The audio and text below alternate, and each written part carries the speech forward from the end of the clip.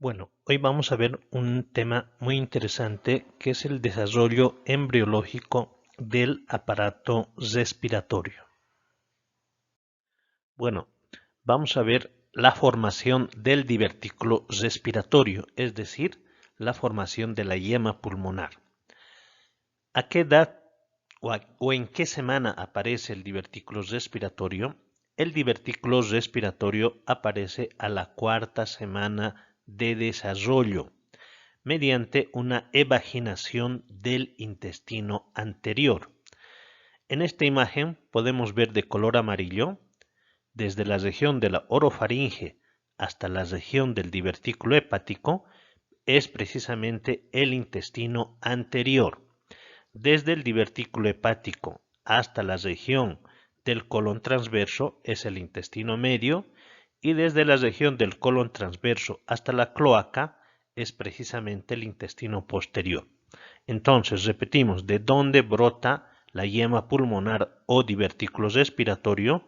Brota precisamente del intestino anterior. Lo que está de celeste es el divertículo respiratorio. También podemos verlo acá en esta imagen, el brote del divertículo respiratorio.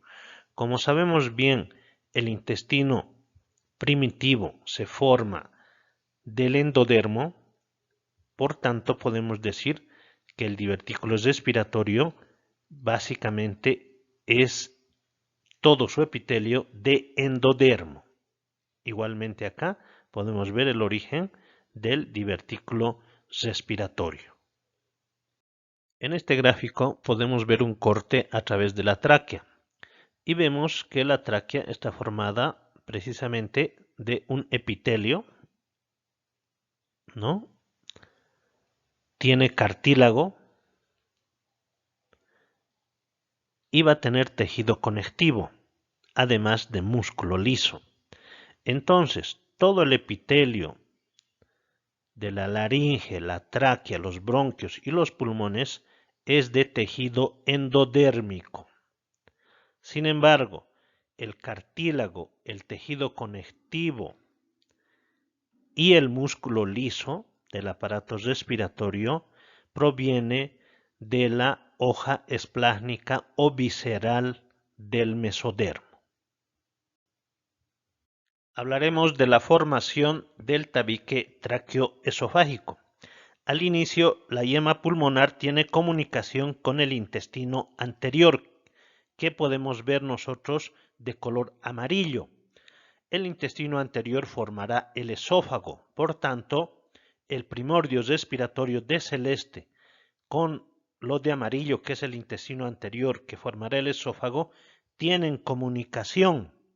Sin embargo, cuando el divertículo respiratorio se expande en dirección caudal, dos rebordes longitudinales, las crestas tráqueoesofágicas, empezarán a separar lo que es el esófago del divertículo respiratorio. De manera subsecuente, cuando estas crestas se fusionan, forman un verdadero tabique tráqueoesofágico. El intestino anterior se divide en una porción dorsal, el esófago, como vemos acá de amarillo, y una porción ventral, la tráquea. El primordio respiratorio mantiene su comunicación con la laringe por medio de un orificio que es el orificio laringio. Entonces, no se olviden que entre el intestino anterior y el primordio respiratorio aparece los rebordes o crestas traqueoesofágicas que posteriormente forman un tabique traqueoesofágico y separan el esófago y la tráquea posteriormente. Dentro de la correlación clínica hablaremos de la atresia esofágica. La separación anómala del esófago y la tráquea por el tabique traqueoesofágico tiene como consecuencia la atresia esofágica, que vamos a ver a continuación. Bueno, la atresia esofágica puede ser con fístula o sin fístula. Estos defectos se observan en cerca de 1 en 3.000 nacimientos y en el 90% de ellos la porción proximal como vemos acá, del esófago termina en un saco ciego, al tiempo que el segmento inferior forma una fístula hacia la tráquea, que vemos acá de color azul. Entonces, esta variedad A, precisamente atresia esofágica más fístula inferior, se presenta en la mayor parte de los casos, es decir, se presenta en un 90% de los casos. Las otras variedades se van a presentar en menor incidencia. Por tanto, tenemos otras variedades, como por ejemplo en B, donde va a haber una atresia esofágica sin fístula, se presenta en un 4%. Va a existir en C otra variedad que también se presenta en un 4%, una comunicación del esófago con la tráquea. Y en D tenemos otra variedad que se presenta en el 1%, es decir, va a haber una atresia esofágica con fístula superior. Y en un 1% vamos a tener también una atresia esofágica con doble fístula. Entonces, es muy importante considerar que la atresia esofágica o las fístulas traqueoesofágicas son un componente de la asociación Bacterl, que lleva consigo otras anomalías como son las anomalías vertebrales, atresia anal, defectos cardíacos, fístula traqueoesofágica precisamente, atresia esofágica, anomalías renales y defectos en las extremidades. Por tanto, la atresia esofágica puede acompañarse de estas alteraciones. También una complicación de la fístula traqueoesofágica es el polihidramnios.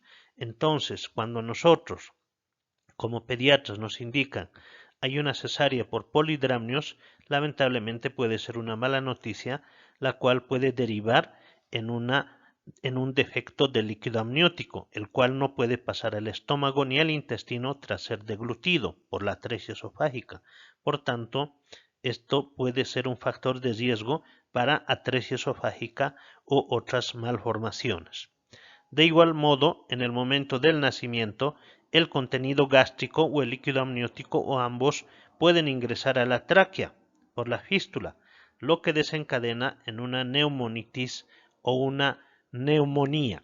Entonces, es muy importante considerar estas variedades de atresia esofágica, donde repetimos en el 90%, la variedad más común que vemos nosotros es la parte proximal en un fondo de saco ciego y la parte distal del esófago, una fístula hacia la tráquea. Hablaremos de la laringe.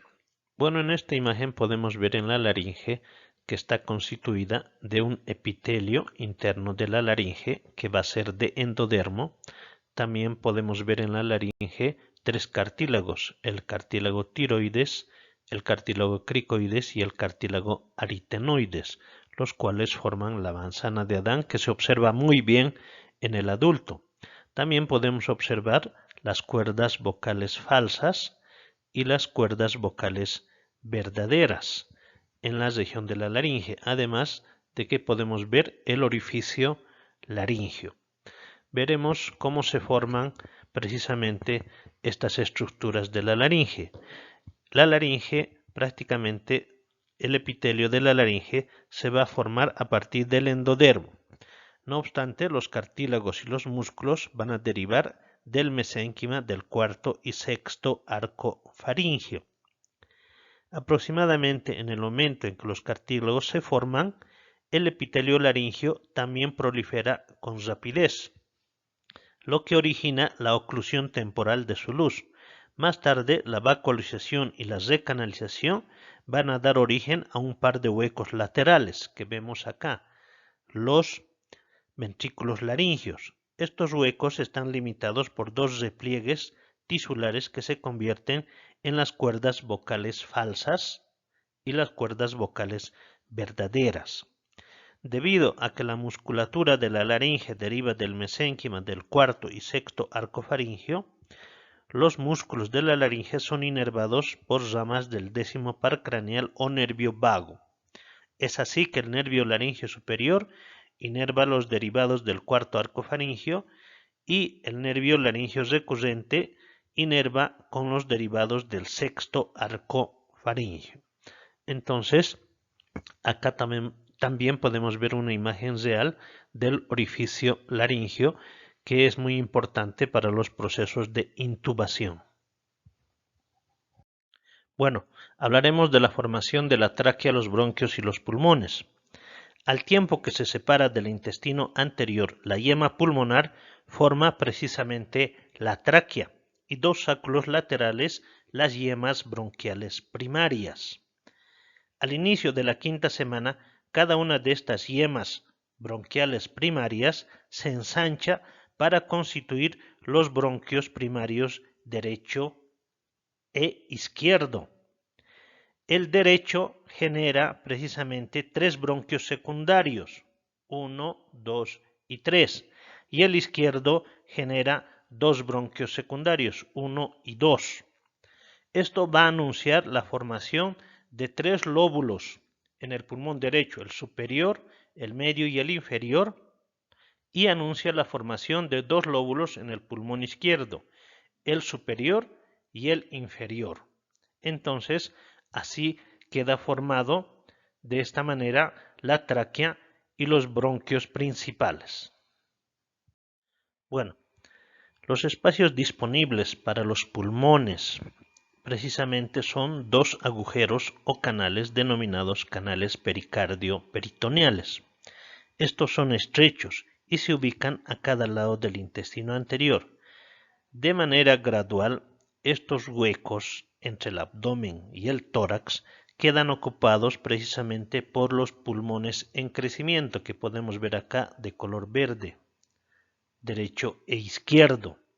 En última instancia, los pliegues pleuroperitoneales y los pliegues o membrana pleuropericárdicos, como podemos ver acá en esta imagen, van a separar y van a dividir respectivamente la cavidad peritoneal y pericárdica.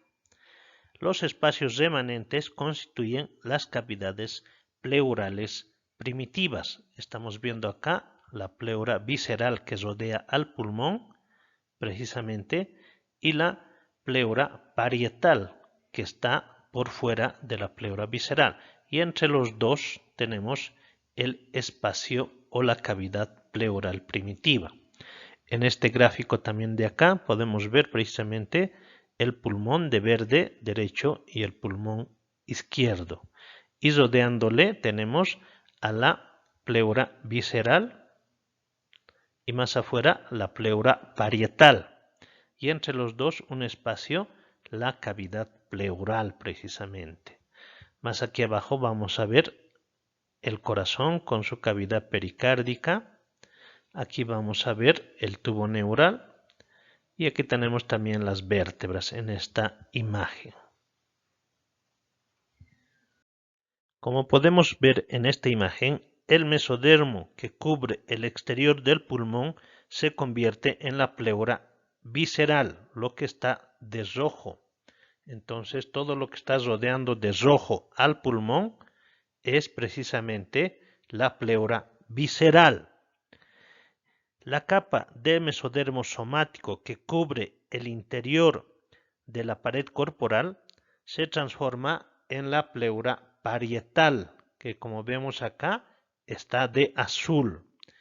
Entre los dos, entre la pleura visceral y la pleura parietal, tenemos un espacio, el espacio o cavidad pleural, que muchas veces tiene mucha importancia este espacio pleural, sobre todo en procesos respiratorios graves, donde puede acumularse líquido, produciéndose un desame pleural o un empiema pleural, que es muy importante, sobre todo en el caso de enfermedades respiratorias.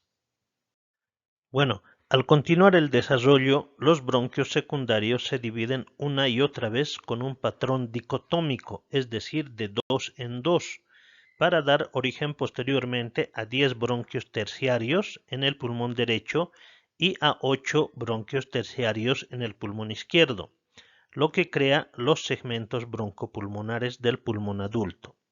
Sin embargo, al final del sexto mes de desarrollo, existen alrededor de 17 generaciones de subdivisiones. A pesar de esto, para que el árbol bronquial adquiera su configuración definitiva, deben ocurrir 6 divisiones adicionales todavía durante la vida postnatal, es decir, después de que nace el recién nacido, todavía hay 6 divisiones adicionales después del nacimiento de un bebé. La ramificación está regulada por interacciones epitelio-mesenquimáticas. Asimismo, indicamos que los pulmones asumen una posición más caudal, de tal modo que al momento del nacimiento la bifurcación de la tráquea coincide con el nivel de la cuarta vértebra torácica. Maduración de los pulmones. Hasta el séptimo mes de la gestación, los bronquiolos experimentan división continua para dar origen a conductos cada vez más pequeños, y la irrigación vascular se incrementa en forma constante. Como podemos ver en esta figura, los capilares están rodeando a estos conductos alveolares. Posteriormente, los bronquios terminales se dividen para constituir bronquios y bronquiolos respiratorios, y cada uno de estos se divide en 3 a 6 conductos alveolares, como podemos ver acá, un conducto alveolar, 2 conductos alveolares, 3, 4 conductos alveolares. Los conductos terminan en los sacos terminales, alvéolos primitivos, que están rodeados por células alveolares planas en contacto estrecho con los capilares, como podemos ver acá. Posteriormente, al final del séptimo mes, el número de sacos alveolares y capilares maduros es suficiente para garantizar un intercambio gaseoso adecuado durante la respiración, lo que permitiría la sobrevivencia de un neonato prematuro, es decir, si es que este recién nacido nace prematuramente, puede lograr sobrevivir gracias a estos sacos alveolares y capilares maduros. Bueno, durante los 2 últimos meses de la vida intrauterina y varios años tras el nacimiento, el número de sacos terminales muestra incremento constante. Por otra parte, las células que recubren los sacos, conocidas como células epiteliales alveolares o neumocitos tipo 1, como podemos ver en la imagen, neumocito tipo 1, se adelgazan cada vez más y entran en contacto con los capilares.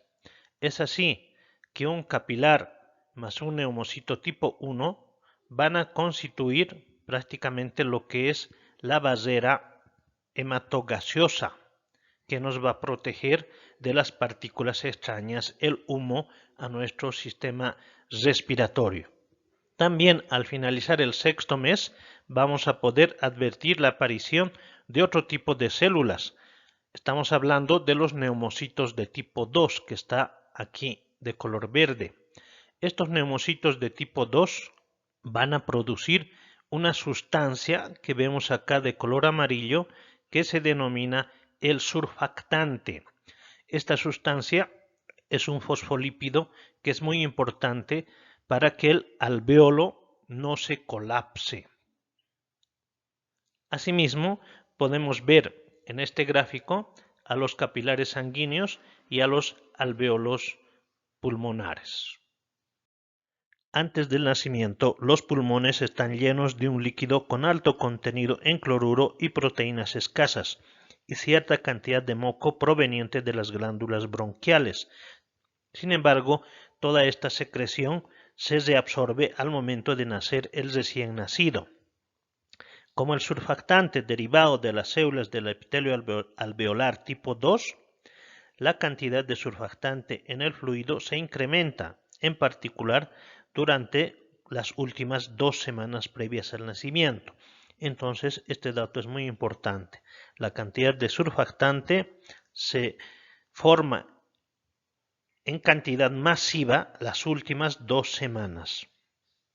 Asimismo, las concentraciones de surfactante que aumentan cada vez más hacen que cierta cantidad de este fosfolípido que forma el surfactante llega al líquido amniótico y actúa sobre los macrófagos de la cavidad amniótica. La evidencia sugiere que una vez activados estos macrófagos migran por el corión hacia el útero, donde comienzan a sintetizar proteínas del sistema inmunitario, entre ellas interleucina 1 beta. La regulación positiva de estas proteínas da origen al incremento de la síntesis de prostaglandinas que desencadenan las contracciones uterinas. Así pudieran existir señales provenientes del feto que participen en el inicio del trabajo de parto y del parto propiamente dicho.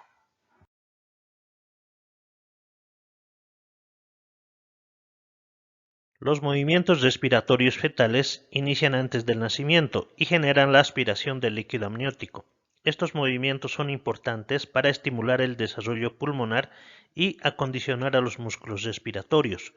Cuando la respiración inicia durante el nacimiento, la mayor parte del líquido pulmonar se absorbe con rapidez por medio de los capilares sanguíneos y linfáticos. Es así que nosotros, auscultando con un fonoendoscopio, escuchamos ciertos ruidos en los pulmones, pero posteriormente esto es reabsorbido y quizá un volumen escaso sea expulsado por la tráquea y los bronquios durante el parto. Una vez que el líquido se absorbe de los sacos alveolares, el surfactante se deposita y forma una capa delgada de fosfolípidos sobre las membranas celulares alveolares. Cuando el aire ingresa a los alvéolos en la primera respiración del recién nacido, la capa de surfactante evita que los alvéolos se colapsen, por tanto evita la atelectasia pulmonar. Los movimientos respiratorios tras el nacimiento conducen el aire hacia los pulmones que se expanden y llenan la cavidad pleural. Si bien el tamaño de los alvéolos se incrementa en cierto grado, el crecimiento de los pulmones tras el nacimiento depende ante todo del aumento del número de bronquiolos respiratorios y alvéolos. Se calcula que solo una sexta parte del número de alvéolos existe al nacer. El resto de los alvéolos se formará durante los primeros 10 años de la vida postnatal mediante la generación continua de alvéolos primarios. Bueno, en esta imagen podemos ver nosotros a un recién nacido prematuro que está intubado con ventilación mecánica. El surfactante es en particular importante para la supervivencia del neonato prematuro. Cuando este surfactante es insuficiente, la tensión superficial de la membrana alveolo-capilar se vuelve demasiado alta, lo que determina un riesgo muy intenso de que los alvéolos se colapsen durante la expiración. Como consecuencia se desarrolla el síndrome de dificultad respiratoria, o también denominada enfermedad por membrana hialina. Este síndrome es una causa frecuente de muerte en neonatos prematuros. En estos casos, los alvéolos con colapso parcial contienen un líquido rico en proteínas con muchas membranas hialinas y cuerpos laminares, que quizá deriven de la capa de surfactante. El síndrome de dificultad respiratoria induce alrededor del 20% de las muertes en recién nacidos. ¿Cuál es el tratamiento de estos prematuros? Se puede administrar surfactante sintético, artificial o también surfactante extraído del cerdo, el cual debe ser administrado varias veces mediante una intubación. Sin embargo, también existen otros tratamientos. Puede ser que se administre glucocorticoides a las mamás que tienen un trabajo de parto pretérmino, es decir, antes que nazca el bebé, se puede administrar betametasona para estimular la síntesis de surfactante, lo cual ha reducido la mortalidad vinculada con el síndrome de dificultad respiratorio, que muchas veces puede ser el 20% de las muertes en recién nacidos o puede ser causa de un porcentaje mayor, sobre todo en países en vías de desarrollo. Asimismo, si estos tratamientos también no son muy efectivos y el prematuro sigue con dificultad respiratoria, se puede proceder a administrar oxígeno o también proceder a una respiración artificial mediante un ventilador mecánico. Entonces, muy importante a tomar en cuenta. Bueno, aquí tenemos otra imagen de prematuros. Es muy importante a considerar que debemos evitar en lo posible que nazca un prematuro, porque aumenta la mortalidad, aumentan los riesgos en este bebé debido a su inmadurez pulmonar, inmadurez cerebral, inmadurez en su sistema inmunológico, etc. Tienen problemas de regulación de la temperatura, problemas en la alimentación. Por tanto, estos prematuros requieren muchas veces internaciones prolongadas con altos niveles de oxígeno, los cuales muchas veces pueden dañar sus ojos, produciendo una retinopatía del prematuro, lo cual, si no es tratado oportunamente, puede derivar en la ceguera de estos recién nacidos prematuros. Aquí tenemos otras imágenes de prematuros. Si bien estos recién nacidos prematuros requieren incubadora, como hemos indicado, los costos precisamente de esta incubadora, de este oxígeno y de todo el tratamiento de estos bebés muchas veces son muy altos. Además de considerar, como hemos indicado, la mortalidad alta de estos prematuros. Mientras más pequeños sean, mientras menos edad gestacional tengan, la mortalidad aumenta entre 80 a 100 hasta 200 veces más si tenemos recién nacidos prematuros que nacen menos de 1 kilo. Si bien se han descrito muchas anomalías de los pulmones y del árbol bronquial, estos son raros. Puede haber, por ejemplo, agenesia de pulmón. También puede presentarse la existencia de lóbulos pulmonares ectópicos que derivan de la tráquea o del esófago. De mayor relevancia clínica son los quistes pulmonares congénitos, que se forman de la dilatación de bronquios terminales o más grandes. Estos quistes pueden ser pequeños y múltiples y conferir al pulmón un aspecto radiológico empanal, o bien pueden limitarse a una o más lesiones grandes. Las estructuras quísticas del pulmón suelen drenar en forma deficiente y con frecuencia desencadena infecciones crónicas.